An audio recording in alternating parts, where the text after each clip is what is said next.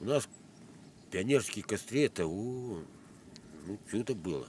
Правда, там костер нам делали взрослые, так, таскали эти там бревна, это, подготовят все, пятиконечную звезду выкопают, и вот это все сделают, и вот.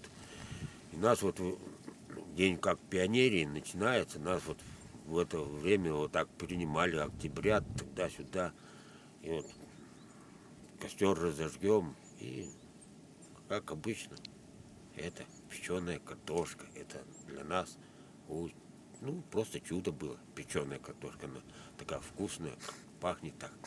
И вообще, вот эта печеная картошка, она незабываемая для нас была, эта картошка. Все наедались, потому что ее очень много было, напекем, и вот это радость для нас была. И вообще сам пионерский костер, когда горит, это чудо. Вообще тепло, хорошо. Нормально все было.